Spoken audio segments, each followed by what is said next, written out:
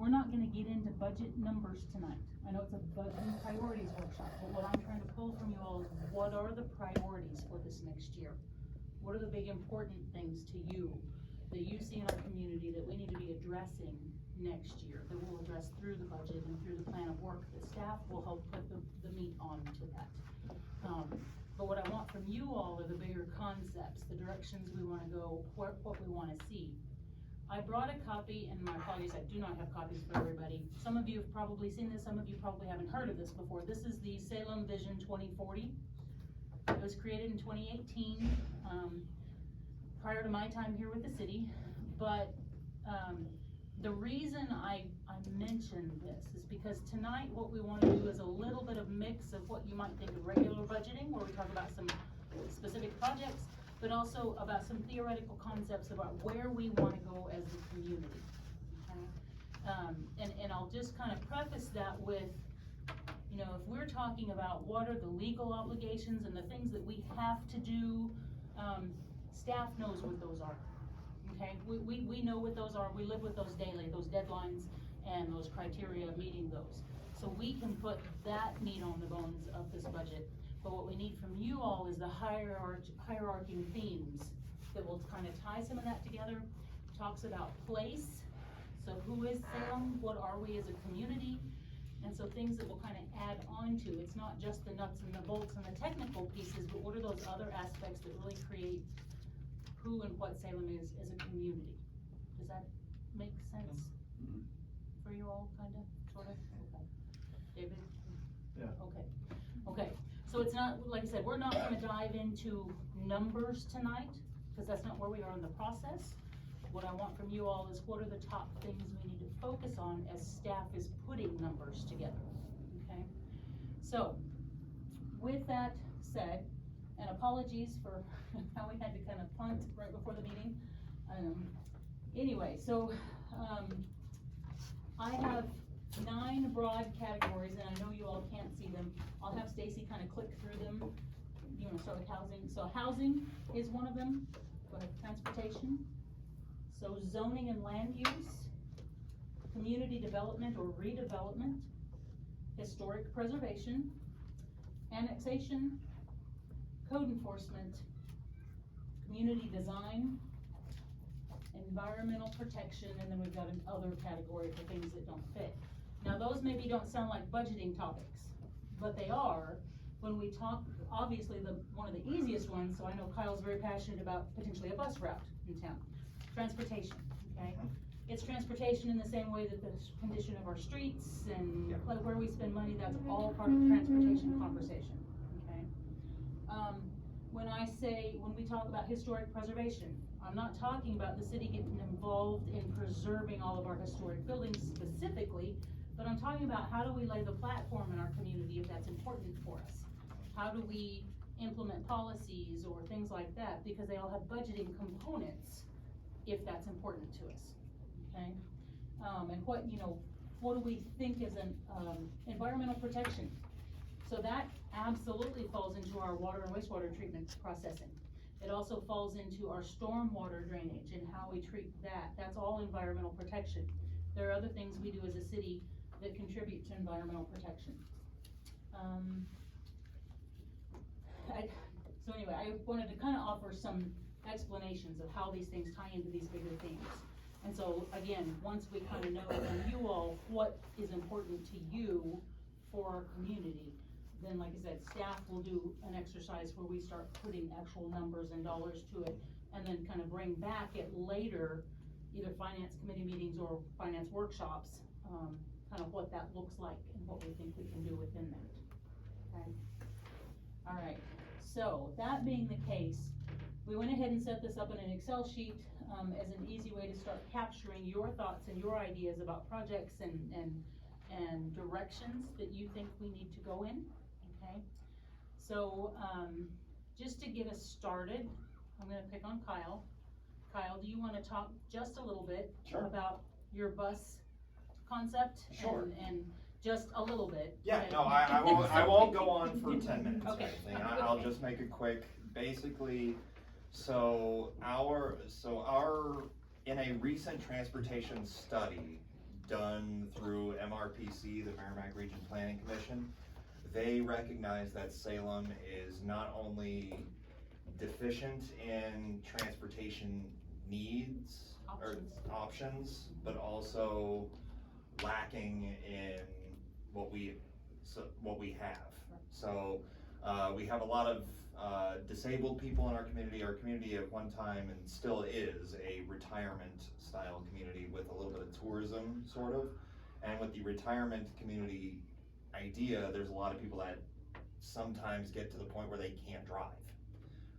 We don't have really any options. There's no taxi services really in town. There is an SMTS hub here in town. I looked into their options and talked to them, and there's a possibility that they would work with us on a SMTS Connect is what they call it. So that is one option. That would be, they would take on a lot of the liability and things like that with having the buses and everything, and they're already in town. There's another option of a grant, a 90-10 grant. So the state pays 90%, the city 10% for acquiring our own bus and running our own system. Houston, Missouri does this, and they do this at a very successful rate. It is one of the most popular bus transiting things in the state. So there's two options there, but being that I've noticed that there is a deficiency in what we can offer and people getting around, yeah, those are the two ideas that I've kind of come up with. Both of them kind of have, and I'm not going to get into the numbers of it, but both of them have a relative amount of the same cost that I've seen. So the purposes of tonight's exercise and workshop for that, bus transportation in town, I mean, that captures that concept. There's a need for it in town. Right. And a lack of transportation that has been recognized by other outside sources. What kind of bus does Houston run? What style? It's like I think it's like a 2025. It's like a medium-sized, kind of shorter bus that they have. Like a city bus? Or yeah, it's like a city. Big tire, low set.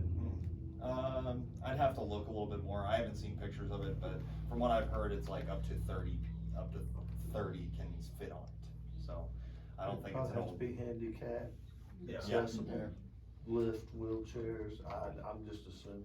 Yeah, there's things that we would have to kind of take into account with that, but it's. But we don't have to have that all fleshed out tonight. No. It's a priority. Yeah, it is a priority. Like I would like to see something like that or some other form of transportation. I think we've made great strides in the past few years, especially like putting in extra sidewalks, especially from the school to the park. I think I see that getting used daily.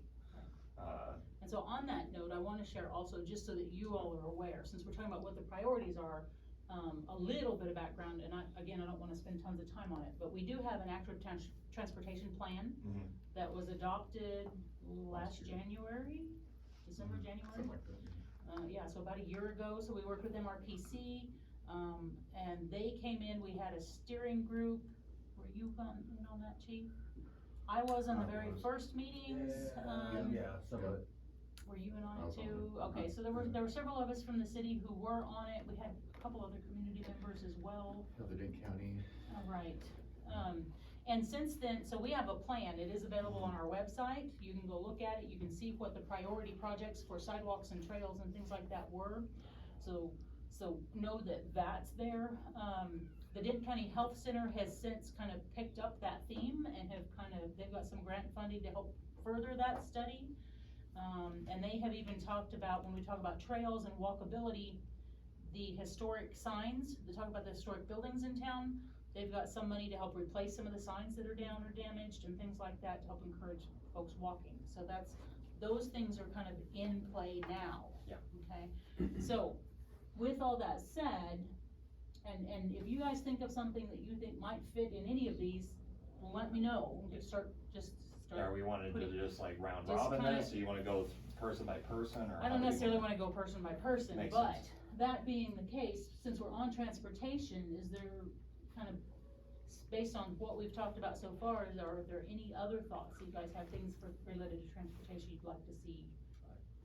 I think off of the active transportation plan, I think it's a priority that we need to look into, is work with MoDOT on improving the intersections in town as far as putting crosswalks, and especially the one by the new McDonald's. I can see where it's yes. been dangerous. Yeah.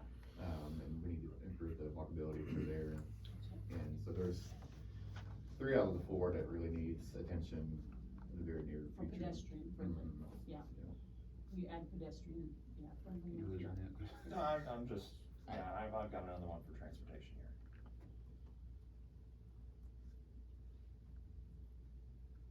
Cause yeah, we wanna make sure we have that designation about pedestrian, because there's a big difference in pedestrian friendly intersections and vehicular friendly intersections. Kyle? Another one, Park Street, along Park Street and along like where SBU is, there is no sidewalk along there, but I see I see a lot of foot traffic, that's the way I take And for is it- Walmart and Is it everything. in the active transportation plan? Is that one in the active? Okay. I don't think so. Okay, so that was one where we set with and mapped everything. Yeah. Yes. Okay. And Park Street was one of them that was listed as a priority. Okay. Okay, if that's, yeah, I have to take a look at that again. Yeah, we had identified it because of pedestrian traffic to and from school. Right, Mhm. right. And just as it's, because of its proximity and Right. direct, line to Walmart. One of the other ones that we have had conversations with staff about, especially with our sidewalk crew, and again, this is so you guys are aware, and probably won't have much work on it till next budget year, so the one we're talking about, is on Roosevelt. So the intersection of Roosevelt and Highway 19, it's got kind of multiple issues. First of all, we've gotta get pedestrians across it, and there's no real pedestrian facilities there. But there's also some visibility issues, cause there's a hill coming from the south that causes some traffic visibility issues. That is one that we can partner with MoDOT on. MoDOT has safety funding to upgrade the pedestrian facilities, but it has to have sidewalk connecting on both sides of that intersection. So we currently don't have sidewalk on the west side of that intersection, so along Roosevelt. So that's why that becomes a priority for us. If we do that, then it helps draw down MoDOT funding to upgrade that intersection. So that's something that's kind of been on our radar. That intersection, is that on MoDOT's unfunded priority list? It is, but again, if we could complete that sidewalk, that starts bumping it up the list. So, And you also got the same issue right there as, Rollo Road comes up to where the senior center is at, right there, the Blind Hill right there. True, a Yeah. visibility issue there, True yeah. visibility. And I don't remember what all was on the, That, I don't remember that in the, transportation plan or anything, I mean, because I think it's its own thing, it's just, it's one of those things that needs modified, because since it's we're such a talking sharp about hill. this, let's bring it up.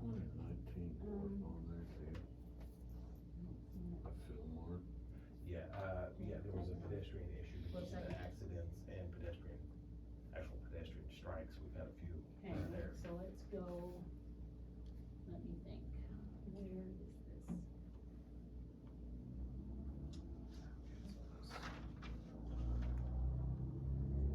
Remember where it is. Not Parks and Recreation.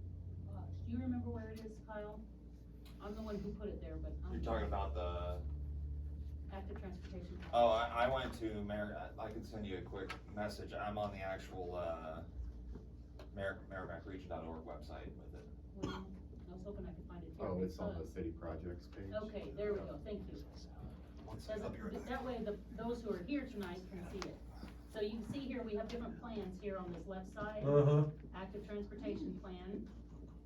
So here you can read the document, or you can click here and look at the map. So I'm gonna pull up the map, so we can see which projects before we move on to transportation. Okay, yeah, we can all read that, right? Where to zoom in? Yeah, I know, but which part of the map? Yeah, roll down, cause you're gonna be on the south end of town. Well, yeah, but if we're looking at them in order of priority, Oh, I thought you were wanting to get to the Roosevelt Street. well, we can. Okay. So right here's Yep. the Roosevelt intersection. So you'll see here, over here on the legend, on this far side, so kind of crosswalks that are proposed, trails proposed, sidewalks, existing trails, areas of interest, you can kind of see how this is. So all of these blue through here are proposed sidewalks, okay? These circles are proposed, crosswalks for pedestrians. So this is the Roosevelt and Highway 19 one we were just talking about. Here's the 32 and 19 with McDonald's here now. So here's Franklin and Highway 19. So these were all ones that were identified in this active transportation plan as needing improvements and upgrades. So again, additional sidewalks. You'll see along 19, we're talking about sidewalks being necessary. And the first stretch, that's on MoDOT's. Right. Unfunded priority Right. list as well. Yeah, so some of these you have to keep in mind, just because they're identified on here, they're a priority for the community, but that may not be within city's ability to update if it's along a MoDOT highway. So we have to work with them to try to push those forward. Whereas things on purely city streets, we're gonna have, that So ability. to keep us from going on Going about too- this, yeah. going on about this forever, I think just, following the active transportation plan should be a priority, or Gotcha, okay. continuance Thank of you. active transportation Thank you. plan. Okay, you can put it back over. So yeah, continuing. And honestly, this coming budget year will actually be the first budget year where we'll have, be programming that into the budget. Okay. Okay.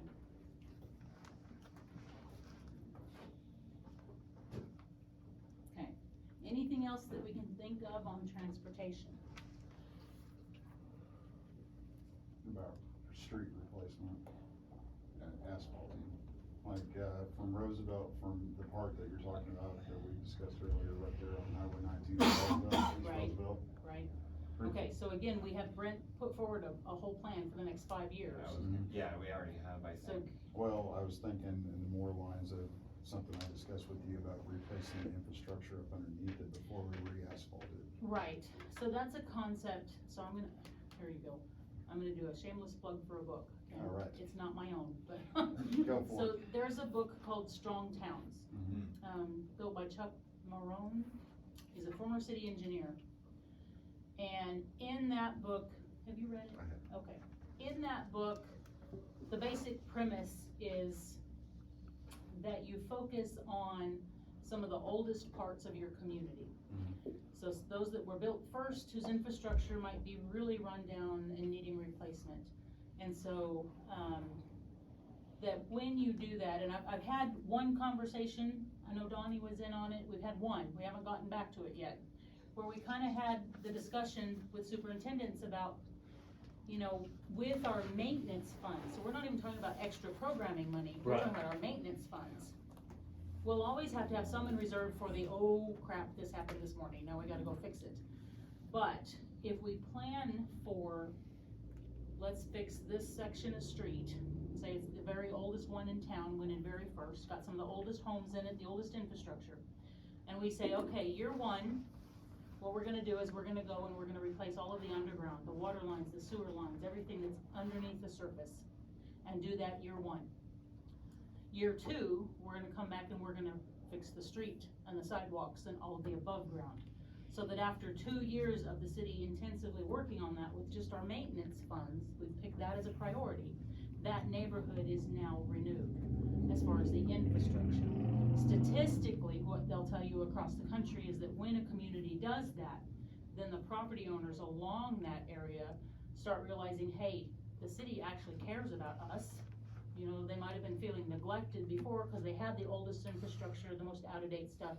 And then those properties start reinvesting in them. And it creates a larger renewal within your community. Now that does a few things. So in a residential street, like I said, then your residents have upgraded infrastructure.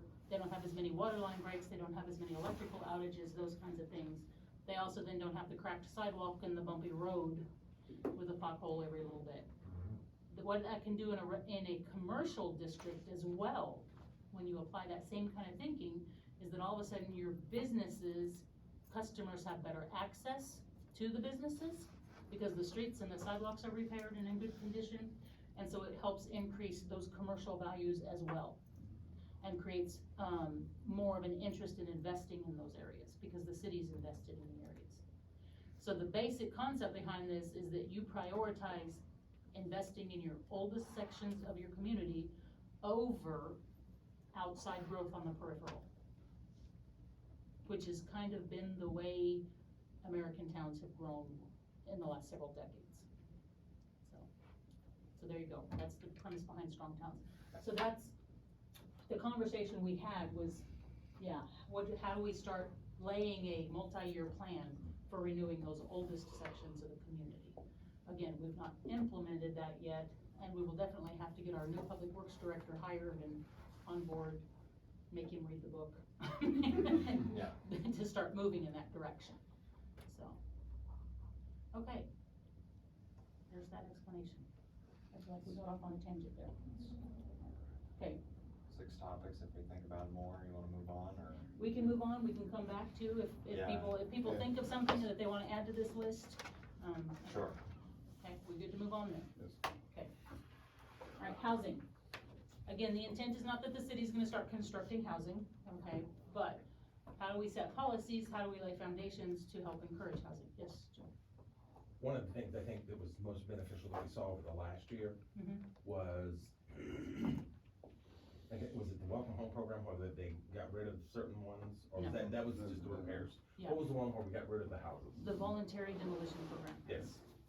Which That, is temporarily on hold. yeah, well, but Cause I'm only one person, right, in my opinion, that was one of the most beneficial programs that I saw citywide, because we eliminated a lot of homes that people couldn't keep up Right. with themselves. right, And we created some some elbow momentum, room right, and momentum. There was a lot of those taken down. And so I think that program, if there's a way to get it re-implemented, gotcha, and then the second thing would be the remaining rundown properties that we maybe look at the ordinances on, gotcha, putting more teeth into it to get those others taken care of, because they're just producing a lot of problems. gotcha. Condemnation. So are you talking about nuisance code type issues with housing? Or are you talking about, I wouldn't say it's so much nuisance code, okay, but more, like the mayor said, moving towards condemnation on some of these properties, because I mean, some of them have sit vacant. that's Yeah, nuisance yeah, code there's a- enforcement. yeah. So, but I mean, running it up the chain to Gotcha. the higher part of nuisance. Gotcha, Yeah, I looked at and tried to submit, something on this, but I know we have other things to deal with first. But I was looking at abandoned properties and things like that. There are many other towns that have these kind of things in place, where if somebody isn't utilizing a house, or if there's more than 2 or 3 codes, like you were saying, condemnation kind of things on that, they just sit. Because right now, if it just sits, there's, they can board up the house completely, and there's basically just the property tax charge, which in terms of the city, we have fairly low. I think it's like, a lot of these people are like $125 or something sometimes, yeah. on an average a year for these houses. So these people that get basically are moves on into, I talked to some people of this, and these people are living in Tennessee, Florida, things like that, and they get like a charge, it's like $100-something a year for these houses, cause they don't have utilities on, they don't have any of that, so nothing is getting done. And they just end up paying it, and it sits for another year until it comes around again. Other communities, what they have done to try to fix that is if it goes into an abandoned properties list, and you have to fix it up in some way, or you have to have it at least livable and keep up with it. Now, how you wanna do that, if you wanna do code enforcement, or if you wanna, like a lot of other places, they charge like $400 for this abandoned property, or Right. something like that for the first year, and that goes into something on rebuilding the community. And it goes up the longer it sits, so the first year it's like $400, next year it's like 800 or something like that, and A lot of eventually it gets to a communities point call where that- like hey, we need to do something with this, I'm just getting charged for letting it sit. It's like, yeah, you have useful property that's just sitting, like, Yeah, a lot of communities call that either a vacancy tax or a That's vacancy charge. yeah, vacancy. And fee. it applies to both residential as well as commercial. Mm-hmm. If you have commercial property that's just sitting, Yeah, so maybe add that. look Yeah. into the Vacancy. It encourages either that or, and not to dog anybody's we have a lot of places that have been up for sale for an exuberant amount of money that Right. just sit there forever and until the building is no longer useful. They kind of like having that tax or that fee. right, motivates them to sell it, you know, and get, you know, Right, get out from under that envelope. get out from under it Yeah, in some way, or at least have an economy moving with it. So, okay. Anything else on housing? those two Do things. you wanna bring up what you were interested in?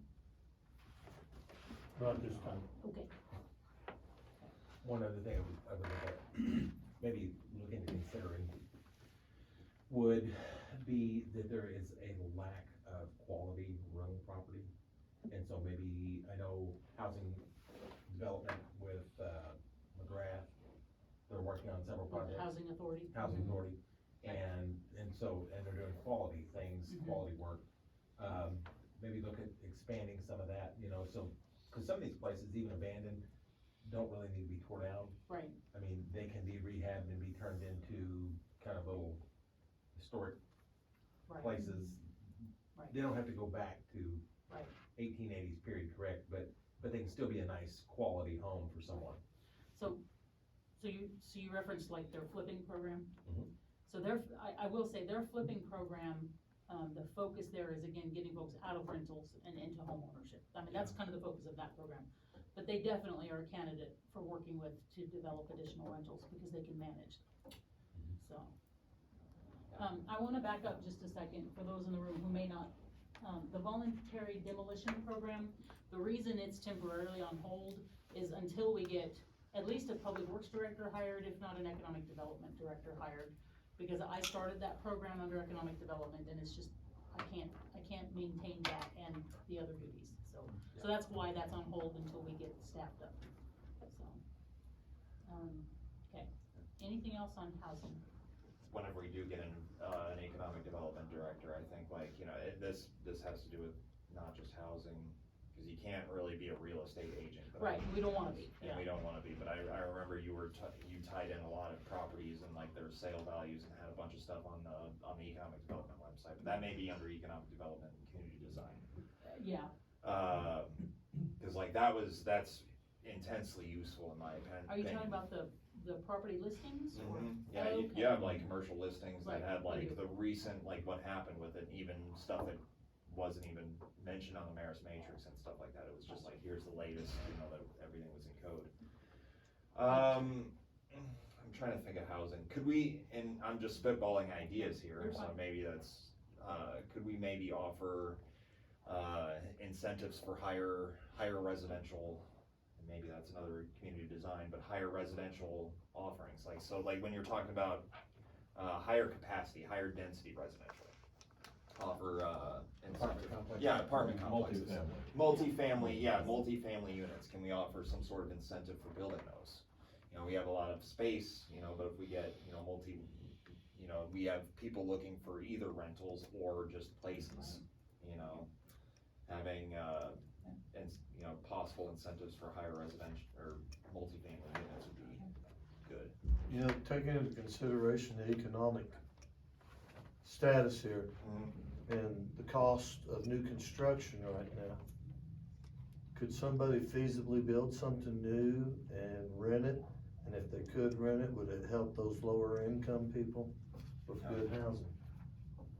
That's the question, it's like, you know, it's, whenever you're building multifamily units, if you're building them for HUD, you know, I know HUD has its own incentives, I It believe, does. if you're doing your own incentives for that. Right. But, you know, you can build HUD in any city, you know, what does Salem offer in terms of like, oh, please build HUD approved housing here, please, you know? Right, Could and there- that's, so this is something that I've read several articles recently Mhm. about this issue, and this is not unique to Salem, obviously. And that's what they're seeing nationwide, is that you, in most economies, and by that I mean like communities, and, you cannot afford to build a house and lease it at a rate to recoup what you put in it, that a person who's earning the average annual income can afford. Yep. And that's nationwide, that's not just Salem.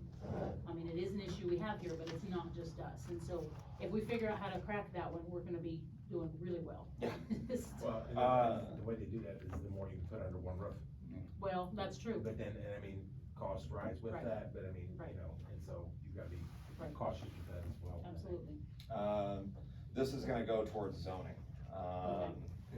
but one of, We can come back. oh, do you want, yeah, if you Let want, me just throw one in there. Mhm. I don't know if this has been looked at under other programs or not, but are there nonprofits like Habitat for Humanity that come in and rejuvenate these abandoned properties? Mm, I haven't thought I about that. don't know. Well, that's, How do you- and so, how do you I know a attract little that? bit about the Habitat for Humanity. The last that I knew on their rejuvenation program was, it was kind of a, almost like you had to apply or sign up Mhm. or be recommended, and so we've had some of that community work like that done, over on 10th Street, there was some work done over there. I don't remember the name of the group. Okay, cause I haven't heard about Habitat Humanity being active here, so. They're not Okay, currently, okay, but there was another group similar to that, Love thy neighbor. maybe that. okay, or was they've it- done quite a bit of work, correct? Yeah, in the last and few they years. have, and so that's kind of along that line, and so they don't do a total property rejuvenation, but what they do is they fix up some of the more glaring issues, roofs, decks, porches, Mhm. and they make, that property is more aesthetically pleasing from the street, and so the neighborhoods do look better, so. Yeah. That program is there. Yeah, Love Thy Neighbor is active, and I just saw they Yeah. issued their dates in June for their work week. It's like Yeah, June the second meeting through last sixth. Sunday. Oh, did they? We had a meeting Okay. last Sunday. Yeah. Gotcha. Trying to, I believe, and I'm not involved in it, so it's all secondhand. I think they're trying to identify, you know, the most needy Right. projects. Right, And the biggest Right. bang. for- Impact. Cause they're limited. right. Yeah. Yeah, It's they faith- offer- they It's offer faith donations, based, right. and it's, you know, so. So on the ltndent.com website, there's a homeowner application that they can fill out now. And then the leadership group for Love Thy Neighbor will review those applications and look at available funding to see which projects they fund this year. So they can, that's live now. Right. So they can look at the criteria there, and then, they're also accepting volunteers to help with the work week. And I think it's June second through the sixth on that. I saw it. Yeah, the reason I brought up Habitat for Humanity is because I worked on 2 of their projects in California, Gotcha. so I was familiar with them, but Right. that's Don't they have an been a long application time process ago. like that? Yeah, it was really an application process and demonstration of need, and then Right. going from there, you know. Right, and then Love Thy Neighbor works that way, definitely. The Welcome Home has also been low-income folks, and yeah, with need. So, yeah, that works that way as well. So anything else on housing before we move on? You wanna move to zoning? yeah, I'll say one about zoning, mixed zoning areas. Mixed use? Mixed use zoning areas, so I know there was one, and it was part of the Strong Towns, I believe, talking about residential commercial. Mhm. Because we have some of that downtown. Right. I know, and most of them, I believe, are vacant. We have, Right, and I don't, right, so you're talking about our downtown buildings that are multi-story, Yep. having commercial enterprises in the first floor and then residential on the top floor. Yep. and we have a lot of those that have gone to, waste, and I don't know what our current ordinances say about it right now. I don't know that it really says anything Yeah. about that, other than the way our zoning works is that, because downtown is zoned commercial, you can do residential and commercial within that zone. So I mean, that's really all it, do you know what I mean? So that's how it allows for that. It really doesn't discuss those types of buildings, Yeah, so. and I don't know if that's really a budget item, but it's something that, you know, we might need to look into if people are kind of doing that, cause if they're living above their, you know, commercial zones and we don't have any, you know, 'cause like zoning has become a big thing Yes. here in the past like year, right? Mhm. You know, we still have identified areas of zoning, grandfathering. Right. Is what I would call it right now. Things Uh, that were in existence prior That to were, the in zoning. yeah, being prior to our adopted. zoning getting in there. Right. And trying to clean up some of that, I don't know if it's really a budget thing, but like cleaning up some of Yes and those no. and making sure some of that stuff is, Right. is set in stone, so they at least, you know, Right. you know? Cause right now, if I were to like, oh yeah, I want, like, what if somebody wanted to split some of that? You know, oh, I don't know if you can. with it. Let's say somebody wanted to own the upstairs of a building that has a commercial on the bottom, I don't think that's, or rent it out, like, what is our policy on those kind of things? Do Well, we again, have- right now, our zoning allows for that. Okay, does it? Yeah, Okay, well, let's make Yeah, sure. because you there are can- some of them that you can have- apartments up there. Yeah, that's what I'm saying. Yeah, you can have residential and a commercial And a zone, so commercial. that right there makes it okay. Okay, that's what I So, was so checking. you could have either on the floor above, or you can have it on the floor next to Okay, it, either I way. misheard, Okay, yeah, so, so, yeah. okay, So it allows for there's that no now. way to, splitting it would be just messy. Yeah, we don't wanna There's do no- that. Yeah. Yeah. Okay. What else? On zoning and land use, I definitely want us to follow up and make sure we have somebody keeping up on the maps. Gotcha, so, Because, since I've been in, we've been supposedly having a map that's very close with no cigar. I So- haven't been able to see it I yet, know, well, I've so- seen it, but, where we are right now, Jared and I have gotten all of our review of what MRPC did back to them sure, with edits. So we're waiting waiting on for that, them, okay, and understand they're in the same boat we're in as far as short staff. yeah. So I'm not trying to make excuses, I'm just No, saying. it's fine, I was just, make sure we keep up on the zoning maps because, and, having information on those zoning maps is very nice. Yeah. So I don't know if this would be under, is that in community development? Yes, Okay. which could be economic development too, but I like to approach it from a community development standpoint. Okay, well, it's all waiting until we get on that one for, Okay, anything else zoning and land use, and we can come back to that. I know in the housing discussion, there were a couple things that could cross over into this, so we'll make note of that as we clean up our notes. Just maybe more of a planning and zoning commission thing, but maybe just looking at our definitions within each zone, make sure it's Which up is to part date. of the whole mapping thing, Right. that, so when MRPC gets all those final edits made, they're supposed to come back to us with a list of recommendations. And so some of that will be additional zones, it'll be some cleanup of language, it will also be looking at the physical maps and potentially recommending rezones or things of that nature. So there'll be an entire list of recommendations. Okay, we ready to move on?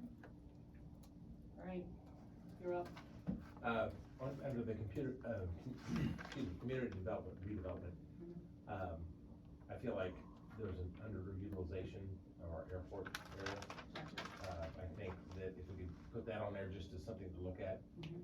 offer incentives for businesses, because there are a lot of businesses that can build up even around the small airport. Right.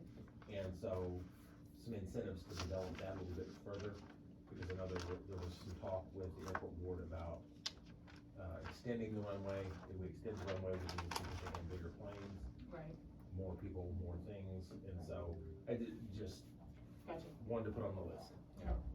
Yeah, we'd kinda come to the airport board about, holding their own, like, what are they, fly-ins? I think would be a really cool Right, thing to have, now that we have gas and everything, it's a little easier to hold a fly-in when Right. everybody's just, Right. so I think, we've made good strides, but having a fly-in would be cool. Right. That's a community thing for the airport board to decide, not something the city should necessarily run. No, But that's No, something but I wanna still. see, If we could incentivize that. If we could incentivize it and- Whatever.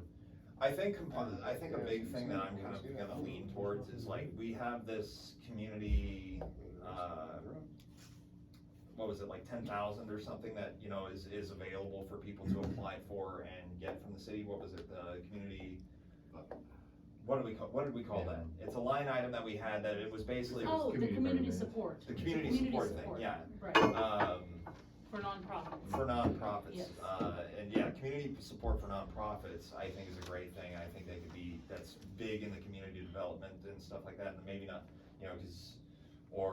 Okay. community support and almost compartmentalizing some of that to where like certain amounts of it can only go to certain things, but I don't know how many, I'm unsure, cause Gotcha. right now it's just this pool Mhm. that people apply for and it can go basically all to one or, whoever applies, right? We don't really Or have, whatever you all. or whatever the alderman and everything, yeah, Yeah, you don't have to approve what they request. Yeah, Just- but saying, instead of this big pool where it's like, oh, we're a 501c3 or something like that, or, a nonprofit, and there's just this pool out there, like, having like, okay, here's 2,000 of it for, something like, what's the place that helps with like, utility bills and things like that? Salvation Army. Or Salvation, or Community something. action. Community action and stuff like that, but like, you know, setting aside a certain, like, for those kind of things, or See, that's- housing development When or I think something of else. community development, Yeah. that's not at all what I think of, so Cool. I'm just, so I just. No, it's just wanna fine. make sure we're, Just to make sure I'm on Yeah. the same line, okay, what, would redevelopment fall under something like incentives for, vacant lots to have new construction on? it could, yes, Okay. yes. Yes, Which would give us more participants on our infrastructure, yes, and slice the pie up a little Right. smaller, we would have a bigger piece to eat. The other thing I would say, on community development, kinda in line with that, is revisit the promotion of our certified site location. Right. For, again, we gotta get an economic development person, but Yeah. we'll put it up there. can't do that one too. Trying. I guess I'm mixing That's that. where the shop. I was thinking Need one community of those development back. is like community design. Joe, what are you doing I on got a whole list I Saturdays and can hand out. Sundays? Can we put one on, while I'm thinking about it, on community design, You got just any really quick? information, economic development? We can go back to the other ones, but community design, I want to see Come in, parks in raise the your East hand. Ward. Yeah, come in here, Okay, buddy. what? Big, like, Parks in the parks East in Ward. the East On the Ward, east we side have of town, yeah. 0 parks Right. on the whole eastern side of town. Every park is on the west side, which is fine on my ward, but So, like, so with that one, I'm gonna put this other preface that I didn't put out in the beginning. Understand, some of the things we talk about here tonight won't be accomplished in 1 year. no, that's, no, that's completely understandable, you can't establish, you know, Right. get Right. property and establish a park in 1 year, there's design of a Right. park and everything else, but that is something that is lacking. We have a large amount of the population, you know, over there, and nothing serving it. If I can add on this, since we switched to this topic, one of the things that's more immediate and will happen in this next budget year. So our construction bids for our downtown project, which is replacement of sidewalks and lighting for the 2 blocks of downtown, those are due February 14th. When we do that, before they start construction, we'll remove the last of the planters downtown. Mr. Public Works Director, we'll have to get that on our list. Okay. So, but when we talk about community design, then what do we replace those with when the construction's done? Yep. And there are some specific considerations, for maintenance, snow and ice removal, all of that, so we can get Sure. equipment in and we don't have guys running shovels with back injuries downtown. We don't want any of that. Yeah. But so, but what does that look like? What do we want it to look like? I know SACPA has, or the Garden Club through SACPA, you know, they are the ones who do the bulb plantings and maintain the planters downtown for us. And I know they have this on their radar, because they won't be planting bulbs for this spring and summer. Yep. Because downtown will be under construction. But they're starting, kind of looking now, what do we want that to be? So I feel like maybe some engagement with them is definitely in order. My one concern is that we haven't really developed what does Salem wanna be when it grows up, as far as you know, when you walk into downtown, what do we want that feel and that look to be? And we don't have that, and so when we start talking about doing streetscape, like planters and things like that, what does that need to be? Yeah. And they- Oh, I'm sure there's Vision board, ideas in yeah. here, yes. Well, and there's certain cities that they use, not necessarily themed planters, but they use a planter reminiscent of the history of the Mhm. area. Right. Salem was kind of built as a farming community, but also the iron ore mines built. We also have a railroad history, we have. Yeah, so there's a lot of things. There's a So- lot, but you don't want it to be a mixed hodgepodge that doesn't mesh No, together. Yeah, well, but something- eclectic only goes so far. Right. Yeah, you don't want to take anything out. Right. But what I'm saying is I don't know, if we could- steampunk's cool, I'm not sure it's Salem, but. No, but what I'm saying is like, if we could develop 4 or 5 ideas, put those out to the community, for the Yeah, community we have to look time at. now, I think. Well, we between have now and some. next fall, I mean, Okay. I think though it's maybe a conversation with SACPA to Yeah. say, hey, will you partner with us in this endeavor to gather that community input? I think we're thinking more along the lines of strategic and contingency plans that we talked about in the past. Somewhere along those lines to bring not just our ideas, but the community and Right, business owners to kind of map out what the But we city's can do it future on a looks very like. specific level though, instead of a full strategic plan. I mean, not saying we don't need one, I'm just Well, I'm saying. saying we can work our way toward Right, one, right. because every city has one except us, but we're kinda building one. Getting there every day. I got one for community development. I wanna Okay. see a continuance.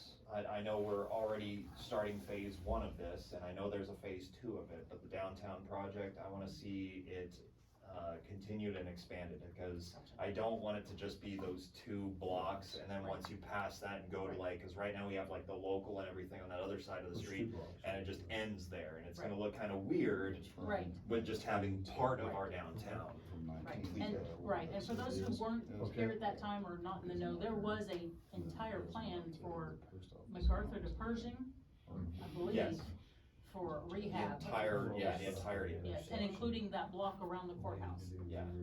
Now, Like, that would be, I think, that gotcha, would be to ideal. continue that. Yeah, to continue and expand that instead of letting it just be this first project, and then when we're done, be like, whew, Right. okay, cool. And there are some, look I mean, there's definitely ADA considerations It's a banner. that would help push some of that as well. Yeah. I will say, to add to that, the county has applied for a TAP grant, which is the same grant the city has for these two blocks, to do their part of that block around the courthouse. Cause they own the sidewalks and everything immediately around the Yeah, courthouse. those big tall. So they've ones with applied no for, and I railings. know it went to the state level, I'm not sure where that's at. We may wanna work with them on that, make sure, that the lighting and stuff is kinda same style, I would agree. should be consistent. I would agree with that. On redevelopment, and this is, again, just a thought, is some of the landscaping around city buildings, Okay? Mhm. because we've identified a few issues over this Right. last week. We've also, at the admin building, had a couple of evergreens die after they put in the new gas furnaces, they cut through the roots and those have died, we've had those cut out. So I mean, we've got some things that could definitely use a refresh. Yeah. But I feel like that's another SACPA, to talk about, you put dash SACPA on all landscaping. Again, they're the ones who are kinda doing our planters, if we could work with them, they also maintain the plantings around our Welcome to Salem signs at the entrances to town, so. Okay? What else?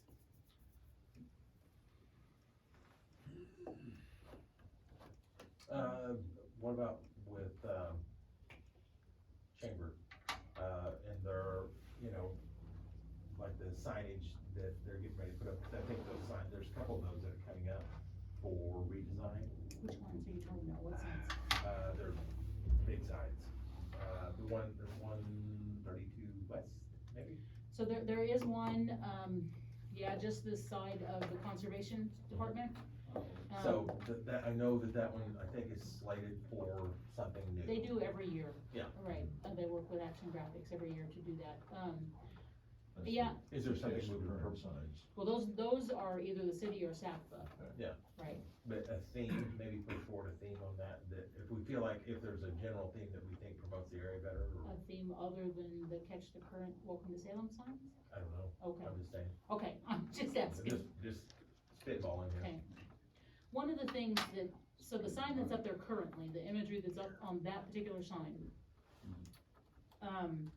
So this was a partnership. Has it been, 4 years since we launched the new website? It is, it's been 4 years. Yeah. It was January 4 years ago. So when we did the new website for the city, the county, the chamber, we also did rebranding for the community, so for the city and the community.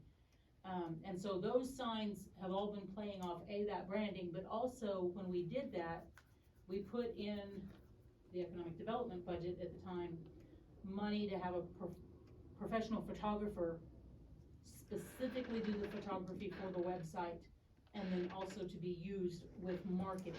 So the chamber and tourism was utilizing that same photography, professional imagery of, some of its current rivers, some of its Montauk, some of it's here in town, in the ads that got placed in statewide and national advertising for tourism.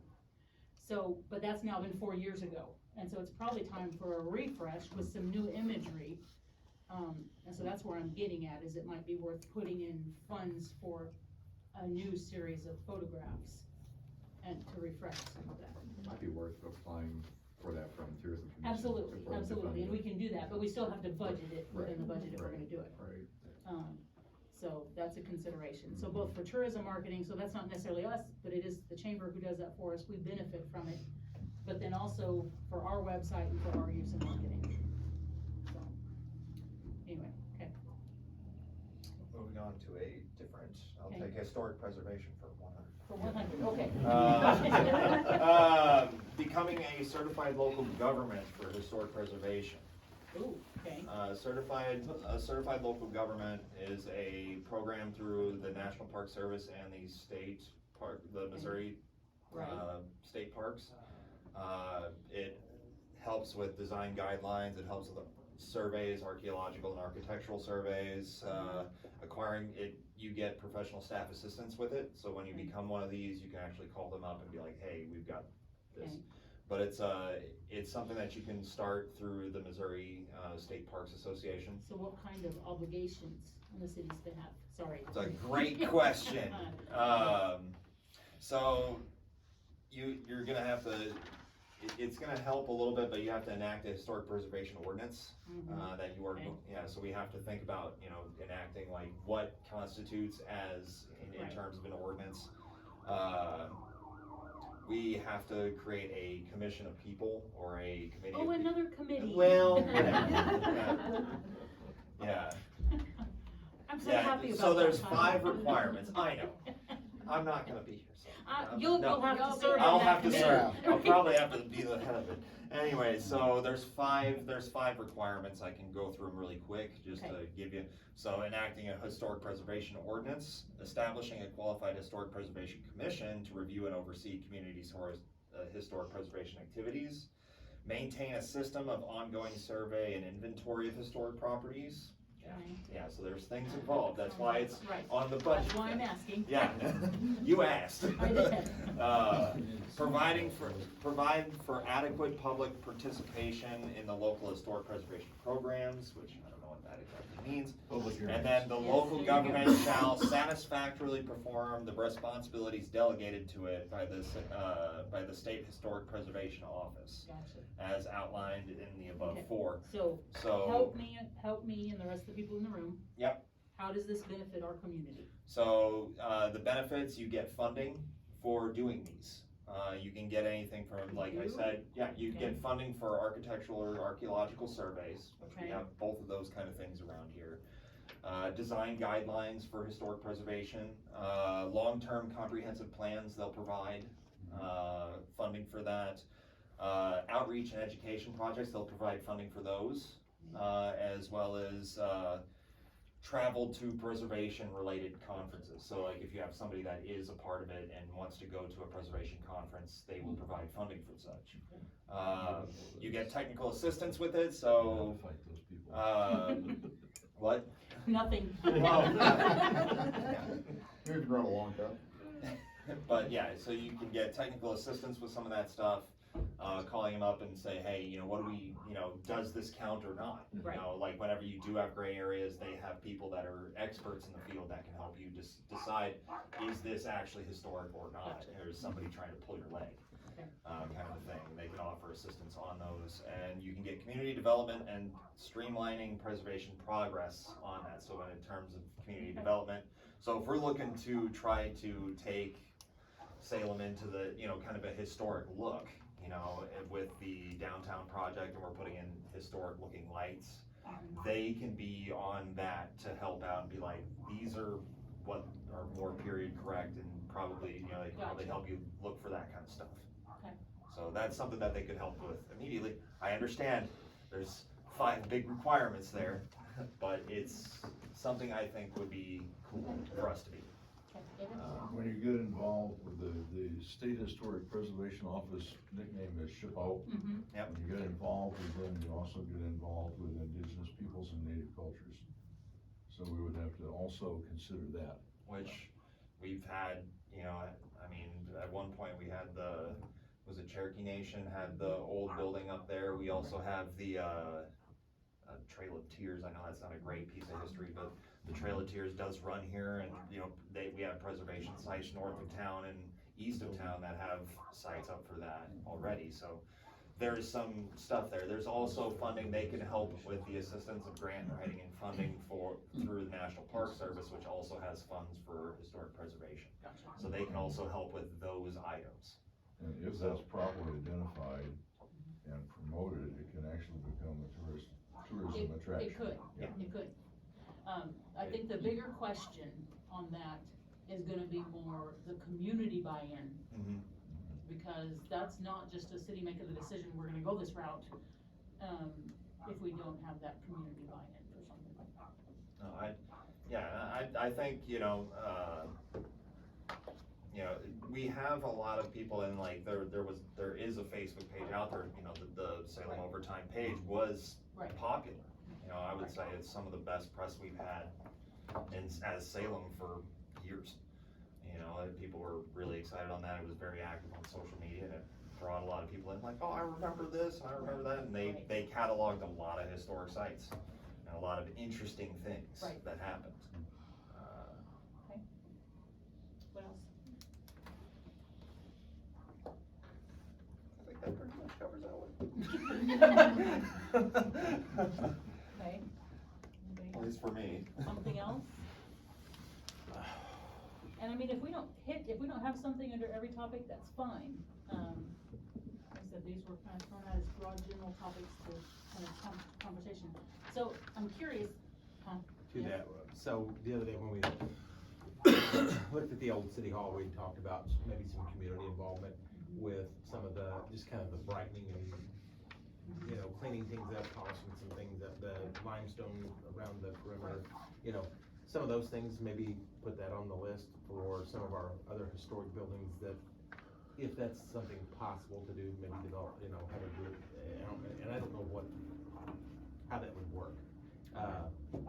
4-H, they look for community projects from time to time, so something along that line.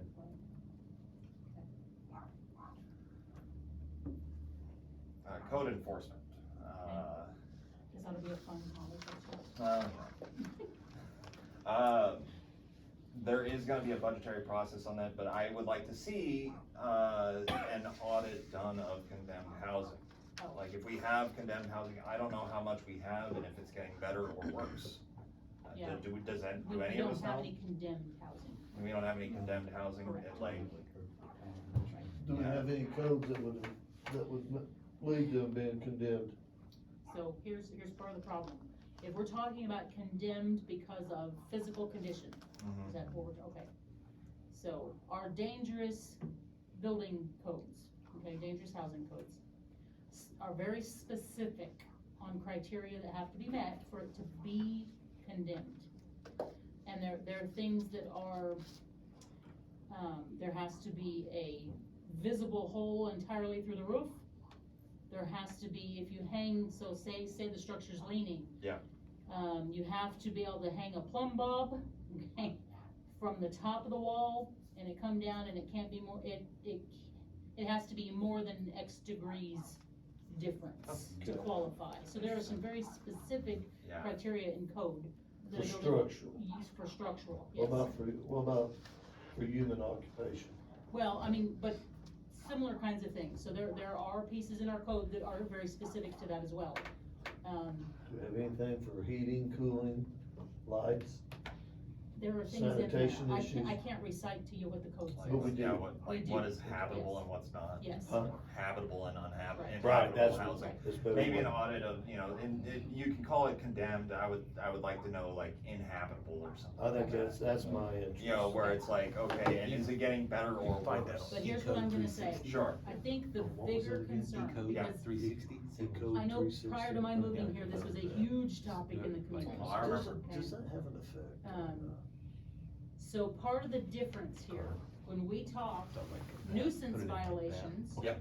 And then you can. and housing, they're two entirely different things. Yep. Nuisances are tall weeds and grass and trash in your Sure. yard, okay? Maybe your fence is not in good condition, that's a nuisance. Yeah, I'm not looking at, Housing codes, I know, but when the general public hears this, oh, they think yeah, it's all they'll the think same like, thing. oh, yeah, no, I can So I understand. wanna make sure that when we're talking, we're delineating. what Yeah, it I is. wanna delineate, I wanna, Right, like, Right. near uninhabitable or habitable housing, I understand that the public will figure that out, but this, I think, would be a very good thing for people in my position to know. gotcha. Not even just like, you know, some of the locations and where the problem areas are in town of those kind of, because if you log like the address of those and kind of see where the. At the same time, we don't wanna get into public In and shaming. out. Sure, yeah, I understand. So, but, let me backtrack just a second here. Okay, So we have the issue of identifying them, Yes. okay? And then even if we're following the legal process per code, then we run into the due process. sure. Because just because you and I think that Change. David's house is derelict and not livable, Yeah, he still has a right to due process. So even though he might get served with paperwork or citations, he has the right to be able to either refute that or appeal that, or, and so then it takes time that the public doesn't understand. yeah, I can understand So, that. I wanna lay that kind of foundation out there and understand that there's very specific processes. Yeah, and even, you know, maybe we put some, like, okay, if it meets 3 or 4 of these criteria, and then it goes, but we don't have to necessarily put it on a map or anything like that. We could just say, like, I think it would be helpful information over time, like, okay, how many do we have, and do even a yearly audit of this to see like where we stand in terms of habitable and uninhabitable housing. Okay, so, Does that make more sense? I think so, and I think we already had it, Okay, Okay. that's cool. but it's not an official map of the city, Sure, okay? yeah, and I'm not even, like I said, I don't wanna get into shaming, I don't need it on maps or anything, Right. but knowing how many, you know, like what's it? You were never in my economic development office, were you? Cause I had that map No. of derelict housing hanging on the wall Could Oh, for we, years.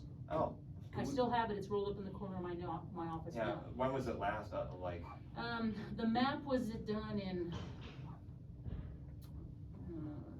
2021. sure, Now I have a spreadsheet of updates to that. Again, it's Yeah. informal, it's not, because we have an individual in the community who has done the work and who has driven street by street. Yeah. And has just updated it within the last 2 months. oh wow, okay. And those are on a spreadsheet. Yeah, and having that, or having that presented to the But alderman, or again, like. but it hasn't been presented to the alderman because again, it's not an official city map. Sure. It's an individual in the community who has put Okay, this so data yeah, they together. would have to come up as their own thing, yeah. I can understand that, cause I did that with, I drove Right, so it's I drove subjective. every street looking for sidewalks Right, once. it's subjective, but it's, And I did the again, it's a same thing. starting point, it's a tool to use to start a track.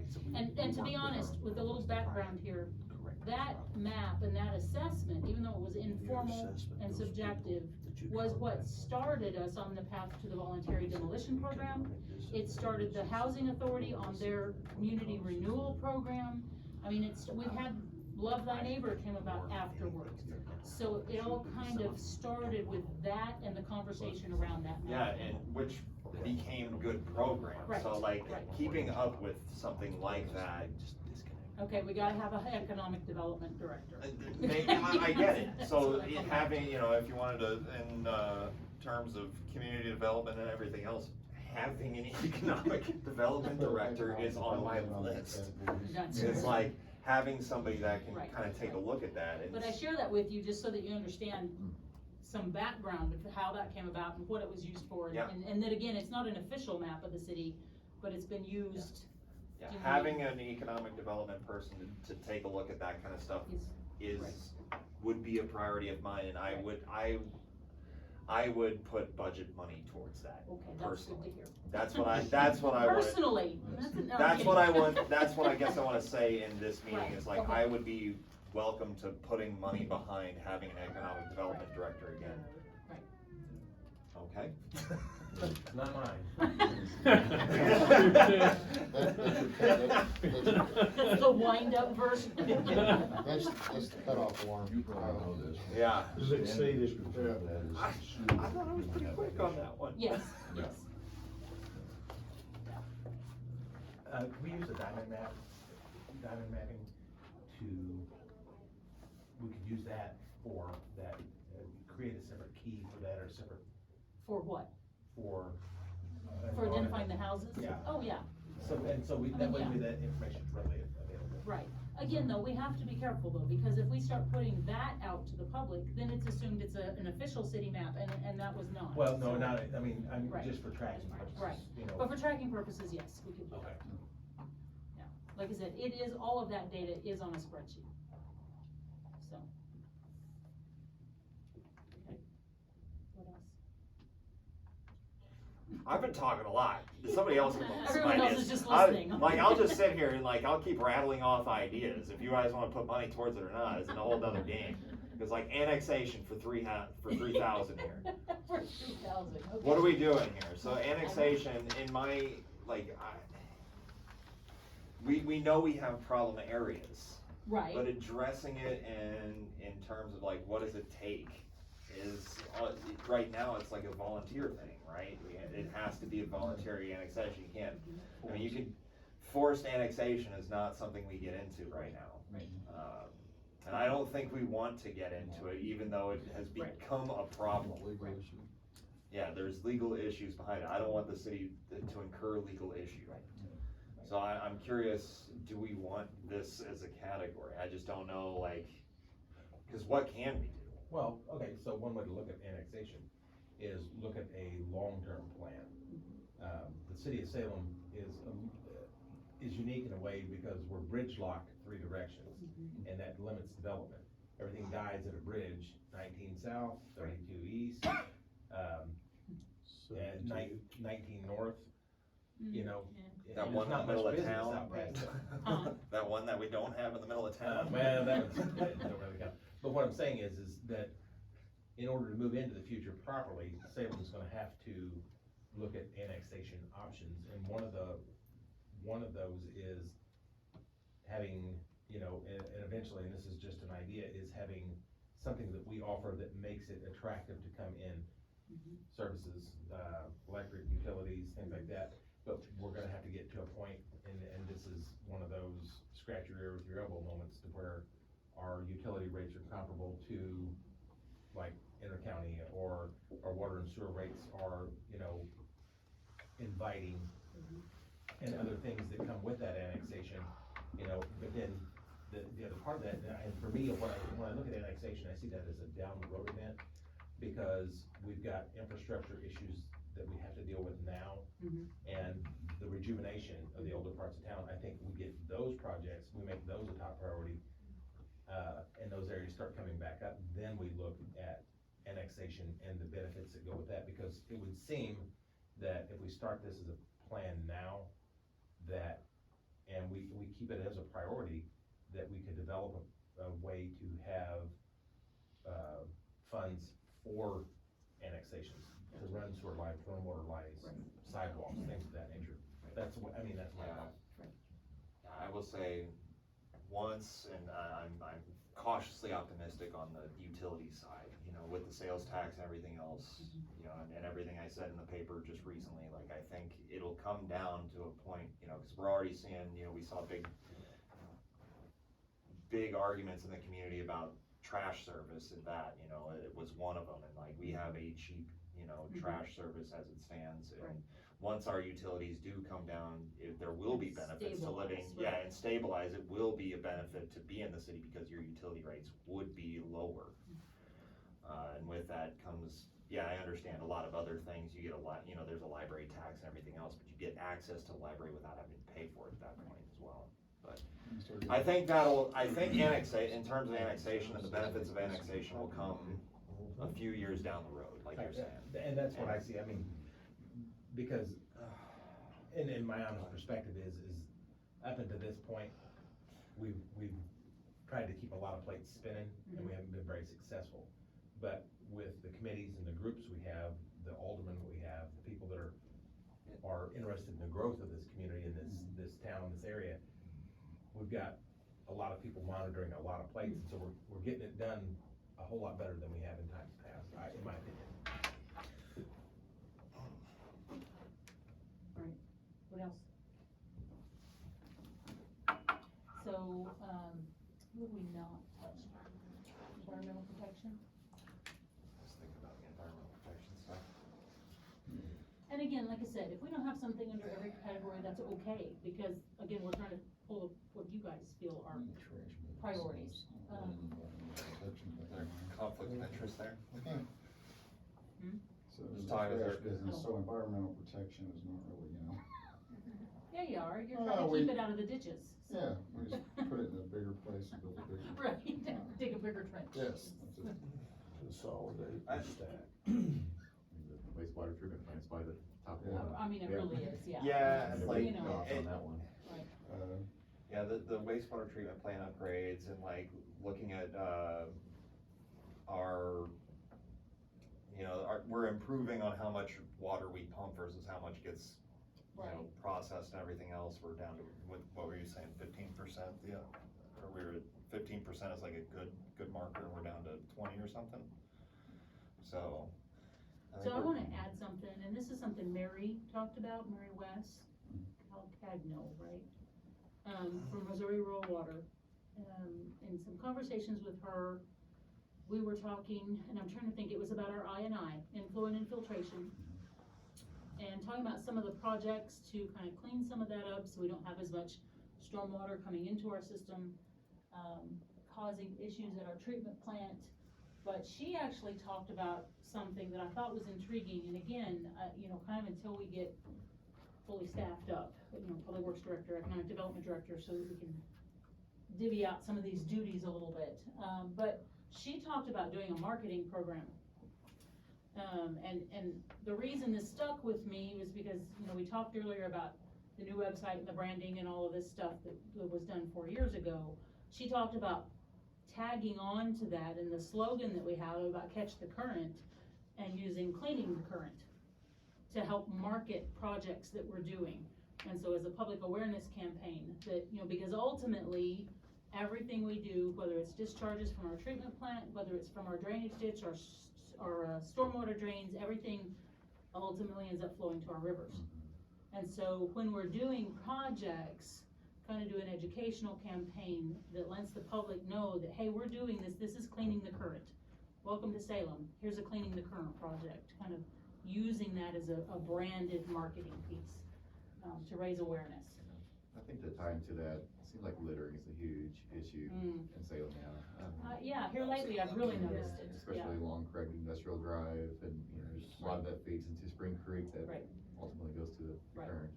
So you see a lot of airplane bottles out in the streets and sidewalks. and Gotcha, That's a real big issue. Gotcha. Something I see. so just kind of littering in general as well as, right.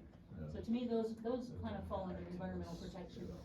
They may not be what we think of with the EPA, but they're hometown things that we can do. Something we can control.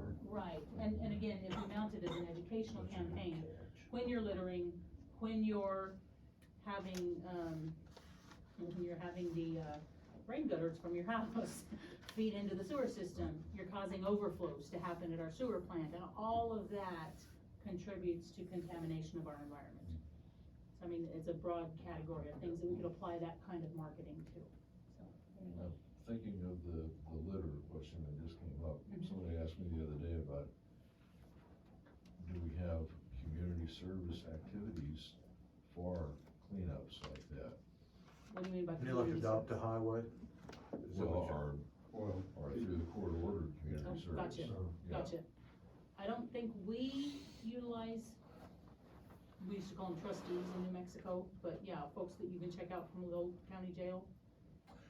We do utilize, community service workers, for various projects. Okay. And typically, community service work is misdemeanor-related crimes Right. that they have a set number of hours. And so what we've done in here just recently is we've utilized people at the animal shelter. Okay. And so they've assisted with some of the cleanup, I some of forgot the about that. brush and grass control. We've utilized them at the police department for rehabbing our basement. We've got it almost completely painted now. And it's, an occupiable area at this point. We've got our humidity under control, all of our water drainage issues under control. And so we've utilized them for a lot of things like that. Cleanup, like at post-winter cleanup, Mhm. sweeping on certain parking lots, things like that. Because it's a thing, could we run the broom truck up there? We could, but you put somebody out there, I mean, they're performing a service that doesn't cost the city anything. other than the wear and tear on a push broom, you know? And so we do try and utilize them. I think if it becomes a thing that is more common, as far as an assignment to the courts, Mhm. that there could be a better utilization of that, Gotcha. so, As far as who can check out crews like that, well, are there restrictions? it's not a thing, it's not like a, well, no, you won't be able to get anybody out that's in, but the best option you have there is, we could let James know. That or we could let- need some We could let folks. the courts know that, hey, here are some options, Okay, because I think that falls under misdemeanor probation and parole services Okay. with that.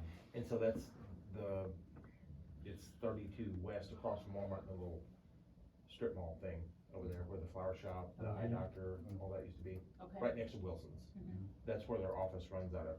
And Okay. so, anybody with community service, and we've utilized them a lot, and we've gotten some good benefit from that. I don't know if so- that answers your question or not. but- Oh, yeah, Okay, But yeah, so if it'd be expanding the program as a possibility. it is a possibility, because there's a lot of people that, you know, maybe, and if you're just looking at it objectively, there are a lot of people who have trouble paying fines, and so court Right. cases linger, they get revisited, they get recalled, and they'll get recalled from month to month to month. Right. And, I mean, I've seen the judge literally order somebody, go down and put $5 on your fine, right, and where at that point, if he had an option, that he could, right, okay, go we're not spend playing that time, game, Yeah, Right. so many hours. now you've got the remainder of your fine and community service to be completed by this time, or do a day in jail, you know? And so those are options, and so the community service hours seems to be something that I think if it was promoted as more availability, gotcha. you know, but I mean, what I try and avoid is complicated stuff. Mhm. No power equipment, Right, chainsaws, right, weed trimmers, stuff like that, I mean, just very Right. simple. Manual labor. Manual trash labor. right, yeah, cause Yeah. you never know what skill level a person does or doesn't have. And Right. so that's what I'm saying, so with the trash pickup, that's something that you could very easily utilize, we would coordinate with, the person, as far as like if they're doing trash pickup, give them proper protective Right. equipment, Gloves vests, and. gloves. So do we, grabbers. do we not have a program where you can check out folks who are in jail for nonviolent? We don't, Negative. okay. Okay, I'm asking because in New Mexico there was a program. Uh, But there were out very west, they- strict criteria, but yeah, it was kinda like the old chain gangs, I mean, they Yeah. would be out in their orange and white striped suits and picking up trash on the highway, and it was a whole crew of them. How So many that's- supervisors does that Yes. take on something like that? Well, so typically, I mean, it's, in times past, it's just been an individual at a time. Right. And so, Right. so like, at the animal shelter, we have it now set up to where Travis can work remotely through that office, and he can supervise while they're out there. Okay. So he can work there, he can work at the police department, and if they're doing work at the police department, then we have a 360 view with cameras, and so we've got them under observation, and it's not really a thing. Well, if we took them out on the road, And so if we did that on the road, and what would you have to have? well, you A would have truck, to. a trailer? Well, typically on that, what I would suggest would be that you'd need a crew of 2 or 3 Right. dressed appropriately for high visibility. Right. And then we leave the bags set out. Sure. A city truck can go by and collect those, arrange with GFL for Would pickup. that, you do that unsupervised? You would have to have someone there with them, I mean, who that is, I mean, Right, yeah. because they're not breaking the law or not a flight risk, so. Right. You would Right. need like. A you know, law I mean, enforcement? Thinking like Cool Hand Luke with a guy on a horseback with a shotgun. Right, you don't need- You know. Okay, so let's get back, Yep. Kyle. This is Kyle's Next. session. Yeah, it seems like, but I have a lot of ideas, okay, and there's a lot of things that I talk to a lot of That's people fine. about. Putting in a drop site for recycling. Recycling. Recycling, or recycling in general. Okay. Allocating funds to come up with some way to have recycling. Gotcha. That whole line is all right now. Huh? I haul mine to Raleigh. Right. 'cause Yeah, they're nice. so like having a site that, you know, I understand like if you have an unmanned site drop somewhere in the dark or something, people just throw trash at it. Right, right. That's just what happens. We have to figure out some way to find a medium here Right. where we can actually have some enforcement of it, where it's recycled, but it can also be Right. taken somewhere and dumped on occasion. Right, and that was kind of the problem, so Yeah. when recycling discontinued, and there were conversations with the county about having an entity come and recycle glass. And so, I talked with some staff, and we put together a list of questions about, okay, so if we set it on a city facility, cause that's what the county was asking for, so we set it on some city property. Well, that sounds great, but then when we start asking, who's manning it, who's sorting the trash, who's picking up the trash, how are we, Yeah. do you know, what I mean, how often is the company gonna come pick it up? What's that turnaround time? And we had a whole series of questions. Oh, yeah. And when we shot those back to the county, it went, Yeah, it went flat. Well, because all too often recycle bins become overflows. yes, Yeah. trash bins. Because there are people, Yes. those. Yeah, they just go and throw Right, so even if it's hazardous unmanned, you have that materials, issue, you know. which is unfortunate. So we'll get to discuss that next month when we all meet from MRPC. They have their own solid waste Supposed to be management an district. RPC meeting Yeah. tonight. So, I'll be part of that committee with Mhm. Gary Larson, to Okay. speak with them and look at options about roll-off boxes and see what we can do as far as Right. having our own recycling bin. You know, ideally though, I mean, I do feel like it needs to be a partnership with the county, Yeah. because it's not just a city issue. Yeah, And if we have a partnership with the county where it's centrally located and we share that responsibility, yeah, then it changes it a little bit, instead of one entity carrying the entire weight. yeah, what nobody ever understands is a lot of people love to do recycling. There is a lot of people that do clean recycling. Yes, Mhm. The problem is those that don't. those that don't. Yeah. So stuff that a lot of recycling companies nitpick. No, I Because I'll be understand. honest with you, there's no money in recycling. No, China used to do, yeah, they used to gather all our they plastics used and to everything take else. all of our recycling. Here in the United States, you have very small entities that do Okay, it. let's get. No, I understand all Back to that, the- but I would like to incentivize people for, you know, even if it's like, okay, well, we have to put it in an area that's kind of a pain in the ass, or you have to have some kind of like, oh, I am going to do clean recycling, you know, and have like a thing for the people that do want to do it. And we need some way to watch that, so there's gonna be a budget part of this, Yeah. because you're gonna have to allocate either somebody to watch it, somebody to help sort it, somebody to get the trash out and, you Or know. help us just pay for the fuel. Yeah, that kind of stuff, but there's, you know, recycling options is something I wanna touch on. I've got it. All right, Kyle, I'll give you a break here real quick, and we've discussed this before about, manhole realignment. Yes, We've looked into that Right. before, Mhm. about securing, so there's not so much water infiltration into the, That was in Situ Farm no, Company, no, or was that? what was the name of that company, Donnie? Hmm, The lining Yeah. lining manholes, not realignment. okay, yeah, the lining, and they were, they're sealing the inside. Yeah. Yes. with Only that process to that though is they highly recommend that you form the line Right, before you first, spray foam right, the manhole, right. because you can't make a good seal. Right. If you're gonna form. Right. It would not make sense to do that prior. Do your mains first, Yeah. then your manhole. Your manhole But to second. put something in there to start that process. Right. Kind of, you know, Because that's a big issue with the runoff, correct? Right, with the water infiltrating the sewer system, yes. Okay. Yeah, our wastewater plant's at full capacity right now, and a lot of it's Right. I rainwater that's, putting it at that capacity. Actually leaks into the sewer system? Yes. Yeah. So what's the sewer system doing when it's not infiltrated by stormwater? Is it leaking sewage? Well, yes, Okay. I mean, the sewage will exit where the water will come in, but if the sanitary sewer is flowing properly, typically it won't back up and Okay, run it has, out. to have a So- backup to leak? If we find an SSO event, I mean, we report those, I think historically, we've had about 7 to 8 events a year. So I That's mean, not our bad. system's not got a major issue of leaking out, but on the majority of the lines that we've cambered, Mm-hmm. even under dry vents, we still have a lot of I&I that are probably from leaking service lines or leaking mains, Okay. and, And a lot of our sewer line runs through areas that stay wet year round. Yes. And so we have constant we water have, running in. our main trunk line follows the creek, Done by Bone Break. Bone Break's a concerned area, Yeah. but Spring Creek Right. has a whole, our primary collection line follows Spring Creek.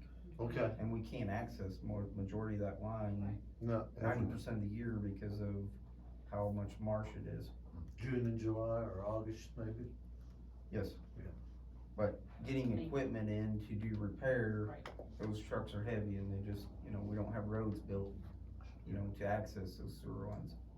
So could that fall under our environmental protection, is that, Absolutely. that sewer line improvement on the Spring Creek side? And that one, in my opinion, that's been a lingering issue, Mhm. and I would, in my opinion, I would prioritize that one. Well, we'll get to prioritizing. Oh, okay, I didn't know we. Now we keep going. Okay. Oh, I can keep going. I can go all day. Yeah, I wanna know if any of the Well, rest you of you can. have something to. One thing under the environmental protection that we might You're bring on up idea cut off. is just the lead and copper, Right. rule that's coming down the pike. From the I EPA. believe our system will have to identify every service line. So before we jump into street repair, Right, I Right, think we're gonna really have to look at that because there's 3 points that you have to do inspection on. It's on the main, ensure you don't have a gooseneck connection, your meter, and then within 3 feet of the foundation of the homeowner. So we have to visit it's pretty physically. intensive, isn't it? yes, it is. It's a very onerous regulation. But do we know any municipalities that have gone through it and done it that? I don't think any have gone all the way through it yet. I just went to a class this last week and there was 25 systems there and nobody has actually moved forward anywhere on that. Right. But our deadline's October 16th. Of this year? Yes, Inventory is required to be complete. Okay, so. How far along are we in that process? chill, just slow your It's roll. okay. Oh, boy. Cause, he was like, guess what we're all doing tomorrow? We're gonna get our willow sticks out and we're gonna go to the Uh,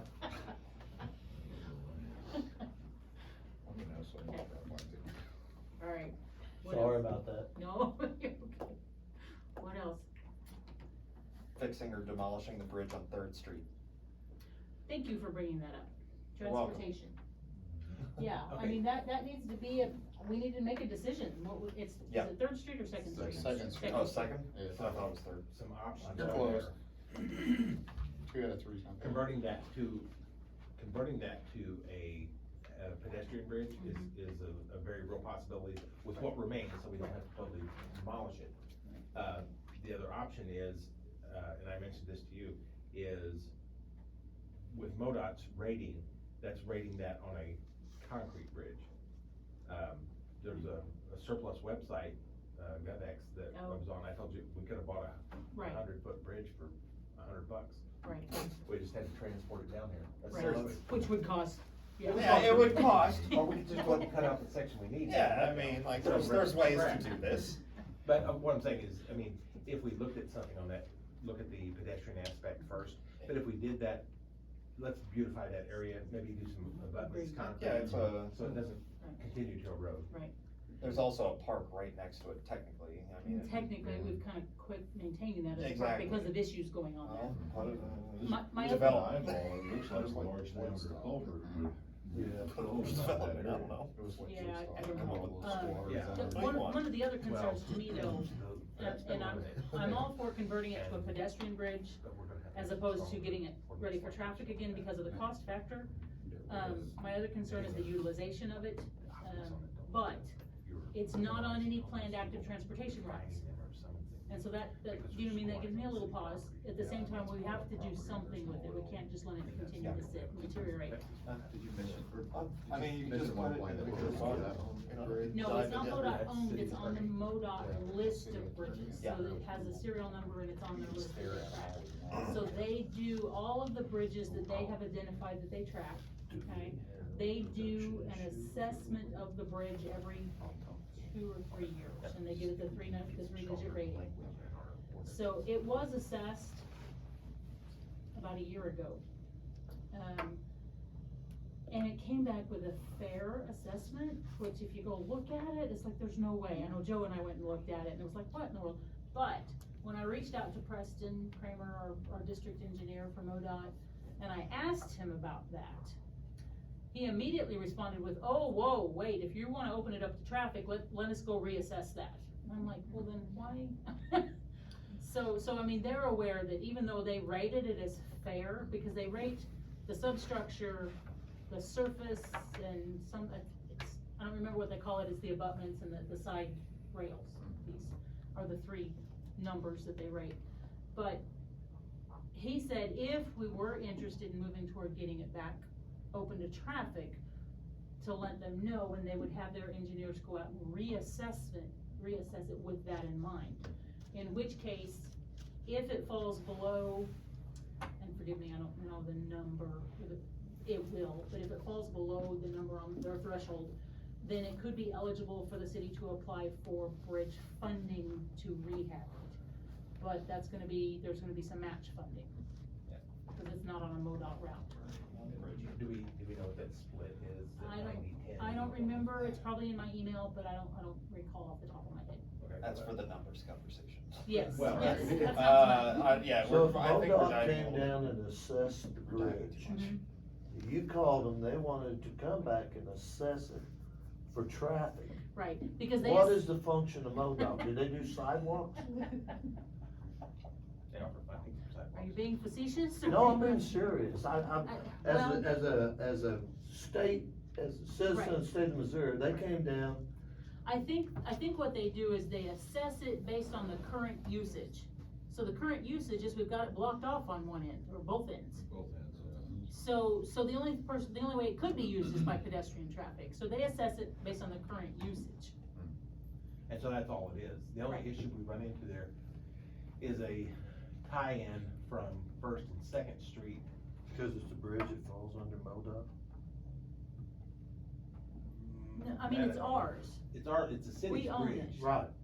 but I don't know how bridges got put on their list for monitoring way back when. Right. I don't know. But That's this what I one's think Probably it when is. bridges And failed it is, before. it's on their They were list, like, it's got a "Oh, serial shit, we number need and to it's take on a their look." list, Right. so that's why they That's assess why it. it's, Yes. because you have Well, I mean, pedestrian they bridges went and too. did an entire Yes. audit of Okay, bridges. I'm sorry again for around No, no. trying to keep up with it. No, Huh? I But get that's it. Do it every year. That's Yeah, the they only do it all other the time. link through those two streets, so Right. turn, Right. turn east on First or Second, you have to turn right or left on, Water Street It was a huge in one. order to bypass. The one concern that I have heard raised is that if we make the decision to convert it to a pedestrian bridge, which means we take off the table restoring it to traffic, then maybe we need to do, whether it's a survey or a questionnaire or something, but contact those residents in that neighborhood that were impacted when it was closed. How long's that bridge been closed? Couple of years. Yeah, I don't know for sure. How many complaints have we got about it not being open? At least three. Three? I mean, 3 in 3 years? Yeah, well, three in the amount of time I've been around, cause I've Yes, had because- multiple people living up the hill from that, and they say whenever it gets slick, that was their way Gotcha. out, and they're having issues like coming down the hill and they have to turn Yeah, there, that's, yeah. cause it's a downhill all the way to that bridge. Right.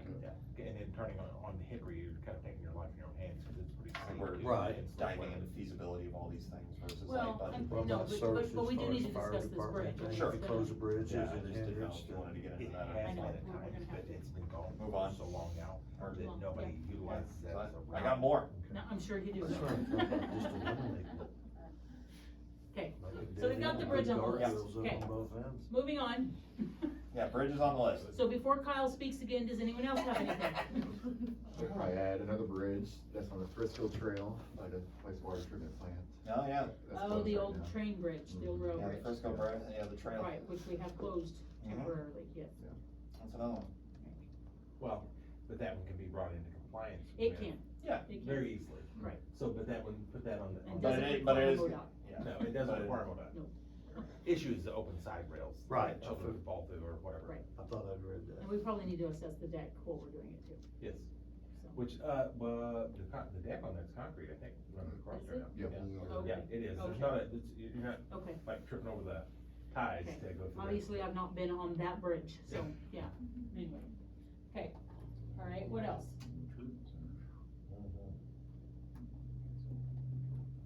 Okay, Kyle, everyone else is being quiet. I know.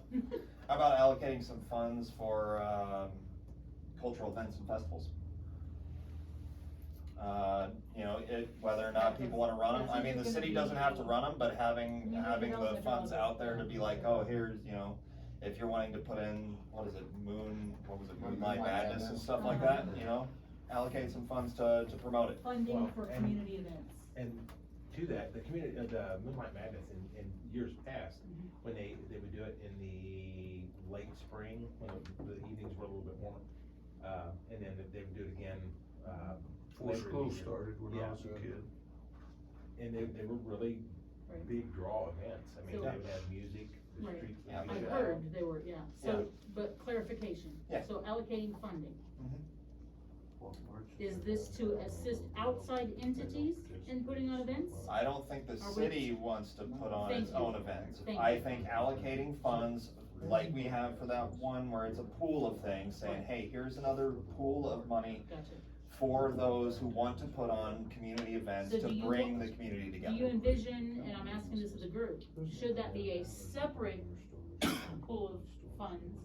Or should that be similar to the community support funding? This is the thing that I was trying to get at, because, you know, we have a lot of housing or something, you know, we have other community support things that are taking that up, and we'll Well, probably have but- all of that. but I the would way like we- to have some set The way aside we for, set up that community support piece Mhm. was specifically for nonprofits in the community. that's true.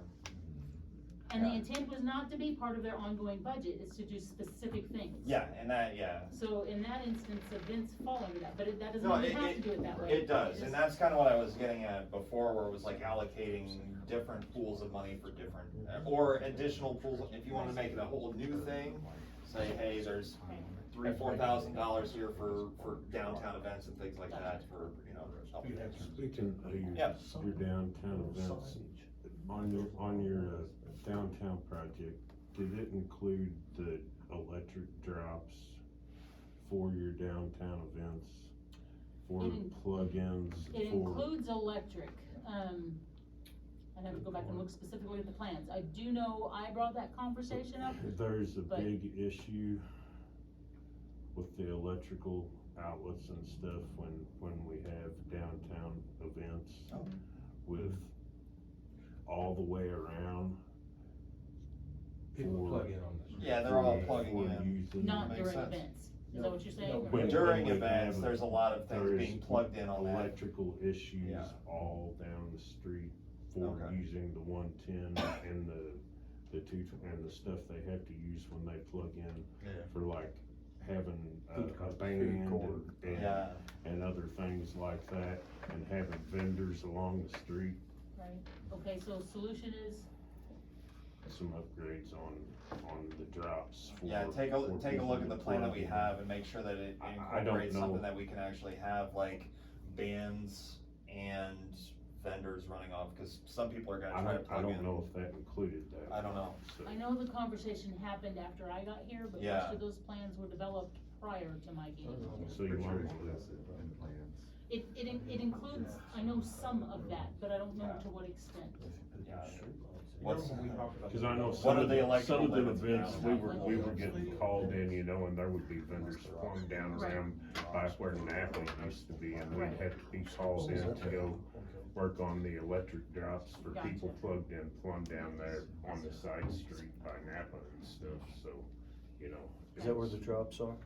They're all the way down the street in various spots on 4th Street and down that side street. They When were we were discussing last year. And there's just not enough of them? Potential property. Well, development, you were they're talking just about out, they were They're out still of date, there. they just The didn't work electrical correctly Would with that as be a far as. possibility? showing- I don't know about downtown, and Yeah. again, if it's not in the Oh, design okay. plan, then we've kinda got an issue there, Yeah. cause it's already outdated. Yeah. So, Guilty as okay, so charged. what Joe is asking about, in my previous community, as we were developing our parks for events, for large community events, we actually installed underground electrical infrastructure in lockable vaults. And then we had, mounted on dollies, the little hand trucks, electrical panels with all the plugins. So that when an event was about to occur, our electric crew would go and wire these dollies with their electrical panels into these vaults, so they weren't there all the time. When there wasn't an event going on, we put the cover on the vault, you could run your mowers over them, wasn't an issue. But when it came for an event, we installed these at these vaults throughout the park, and that way your vendors had access to power. On a temporary basis, it wasn't something that caused you problems year round. So that's what Joe's asking me about.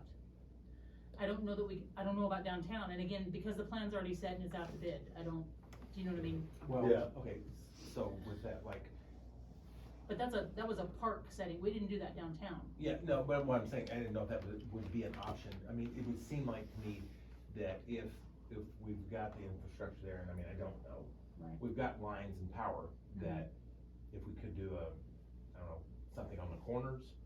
like Well, I that mean, with so beams. how this is designed for downtown, I mean, we're gonna underground the electrical, so there won't be the lines running on the street like there is now. And it's gonna go in a brick paver section, that almost extends the sidewalk out a little farther. So I mean, so down the road, it might not be part of this project, but because it's in a brick paver section, we wouldn't be jackhammering concrete to install such a thing. So, okay, so let's put that on the list Is a long-term, as a long-term for community so development event, is, what would we call that, event, electrical infrastructure? I'll know Infrastructure what that support means. for events? Yeah. Yeah, yeah, so, but in that one there, I think it's, because we could really bring back the historic aspect of the downtown. of the downtown, And, right. and host events that, besides Moonlight Madness, whatever, that could draw people in. Make it really historic and Okay, have no power so- down there. So we are down to 15 minutes. Okay, and I'm cutting this off at 7:30, we're not staying here all night, so. Okay. Yeah, okay, A couple things for okay, transportation. quickly. Alright, so this I'm one, done. so this I'm done. one is kind of a big issue, is transportation / safety, and it's the streetlights. There's several of us out Gotcha. in town, especially along main, And so, MoDOT routes, and then at major intersections on that. okay, so I don't know, and Joe, I'm gonna pass this one off to you to follow up on. At one point, one of the reasons we didn't have streetlights replaced was because we were waiting for lights to come in, the bulbs to come in. They were backward. And so it was an issue with getting them. Are you seeing a lot of them out, Sean? I am. Okay, I provided a list, to Josh, but I don't, and honestly, I just don't know, but I can check on that one for tomorrow, put that in my to-do. Sean, that's yours. Go ahead. This is kind of a low priority type item, but something to think about for the future is updating the street signs along MoDOT route. A lot of them are not reflective anymore, just small, hard to see, so to make those bigger and reflective. So along MoDOT route. MoDOT, so we just need to get with MoDOT and work on that? I mean, what do you, I don't know if that's their responsibility or the city's, but, so it's like, you know, the street signs, Pershing, Scenic River That's gonna be Boulevard, us. right? Those type of signs. yeah, that's gonna be us. Here, Tammy, help me. Break them off in sections of 10, sorry. Okay, what else, Sean, did you have anything? That's all I have on there.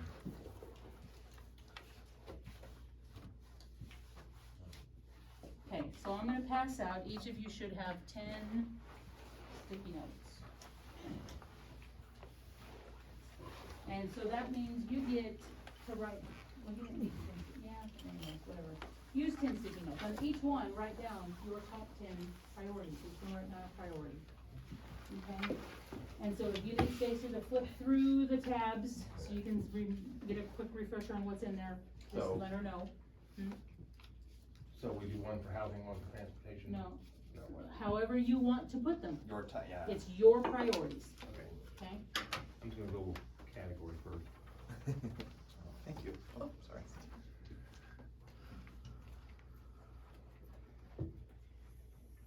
You got it, I got one. okay, so you've got board, okay, thank you, Jen. You need a pen? If you don't mind. Here. Excellent, thank you. I think everybody got a pen? I think we're good. So yeah, put, okay. However works out for all of you. I need 10 from each of you, how's that? like I said, we kinda had to shift gears as soon as we got here, like how we did this, so. So like I said, if you need Stacy to flip through these, so you can get your pen, just let her know. Stacy, would you go back to the environmental protection for me, please? Thank you. But you want to stick with like one for housing, one for transportation. No, One sticky with all. no, one sticky per. And For the- how you have it is fine, I just need your top 10 priorities. Whether you put one on each sticky note, or you put all 10 of them on one, I don't care, Got it. but I need your Okay. top 10 priorities. Okay.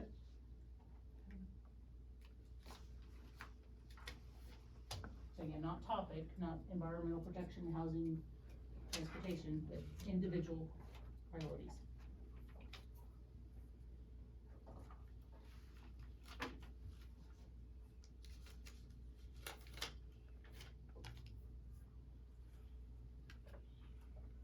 So what I'm asking you is all the things we discussed and we put up in this sheet, Let's go down one category. one at a time, Yeah. okay? Do you wanna start on housing or transportation? Go ahead. Housing was up already. Okay, so transportation,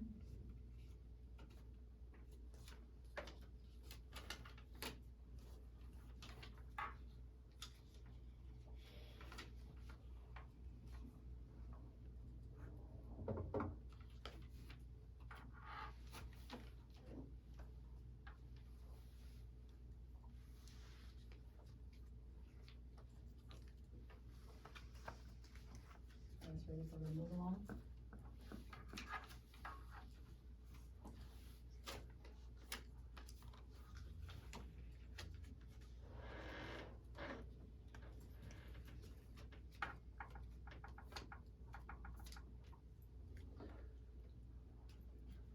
So remember, what I want from each of you are just 10 items.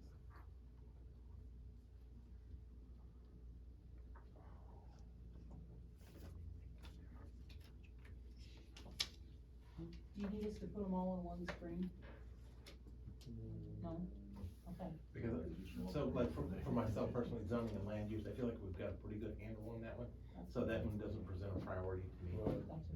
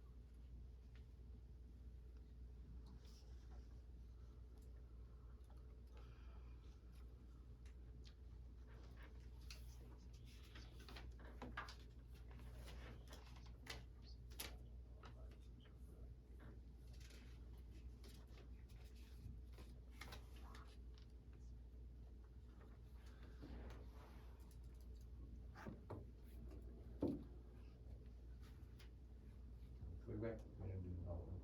Hmm. Can we go back to community development just for a second?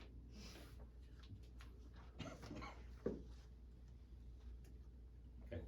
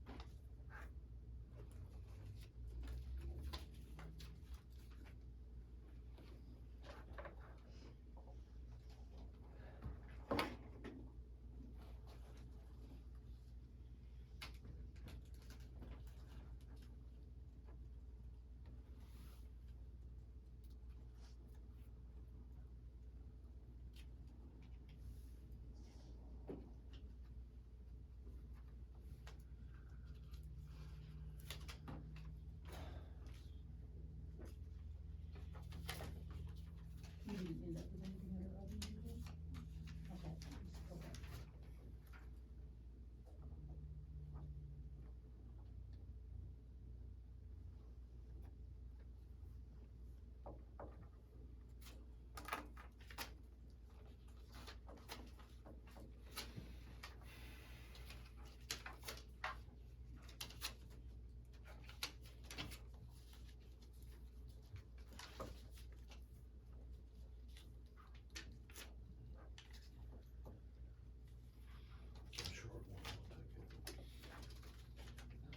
What?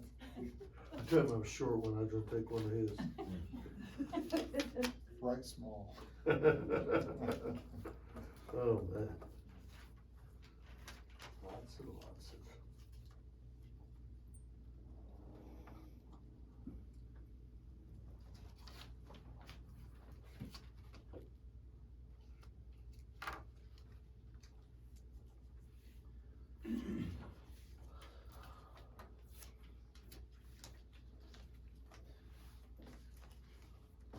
Can we, look at community development again, please?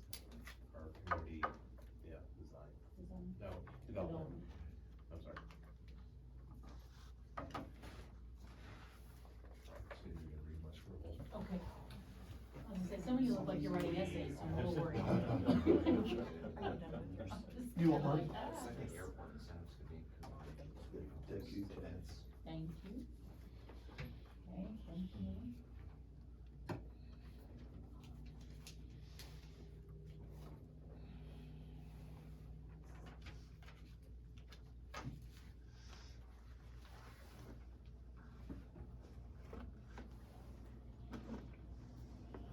So what we can do, so we don't keep folks later, instead of trying to compile these tonight, even though it'd be cool to kind of see it all tonight. We'll compile these and then, we'll send them out to board members and then we'll have the results at the next Alderman meeting. You go to transportation really quick. That work? We'll send them out to all of you on the board committee, and then we'll have, present them in the next Alderman meeting as well. Go fish. I have like 20 more. No. That's cheating. Stuff in the dog box. Right. I'm just trying to be idealistic. Okay. So thank you all very much for your time this evening. I know it was probably a little different conversation than you were anticipating. There's my snake. But I appreciate you participating in it and spending your time here with us this evening, so. It was fun that way. Looks like that roll of toilet paper, you just kinda. It is a step to a shoe. Yeah.